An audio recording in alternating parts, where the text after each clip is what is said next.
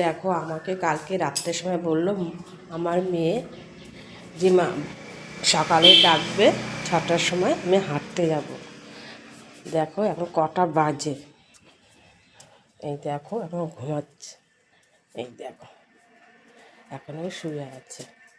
আর তার সঙ্গে শুয়েও আছে আমাদের পুচকো, ও সুপায় ছাড়া ঘুমাবেই না। দেখো কোথায় শুয়ে রয়েছে। এ পুচকো, দাঁড়াও পুচকো, দেখো চিরুনিটা নিয়ে খেলতে খেলতে ঘুমিয়ে পড়েছে। কটা বাজে দেখেছিস পুচকো? এ পুচকো, কটা বাজে? হ্যাঁ, আবার আড়মোড়া করছো?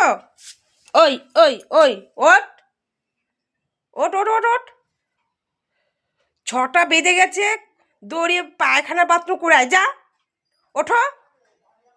এই পুচকো, ওঠো ওঠো ওঠো ওঠো ওঠো ওঠো, উঠে আসো, উঠে আসো, আসো আসো আসো আসো আসো, যাও মুখটা ধুয়ে দাঁতটা মেজে আসো। এই এই এই এই এই এই ওঠ ওঠ, কটা বাজে দেখেছিস?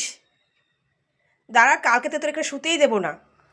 চিরুনিটা নিয়ে খেলতে খেলতে ঘুমিয়ে পড়েছিস কালকে, তাই না? ওঠো ওঠো পুচকো, ও পুচকো ওঠো ওঠো ওঠো ওঠো ওঠো ওঠো বাবা। আর ওই যে আরেকজন নবাব নন্দিনী ঘুমিয়ে আছে। কি বলবো, এদের দ্বারা পড়াশোনা হবে? হবে না। তোরও পড়াশোনা হবে না, দাঁত মাজা হবে না, সঙ্গে দেখো তোর দিদিরও হবে না, হয়তো ঘুমাচ্ছে।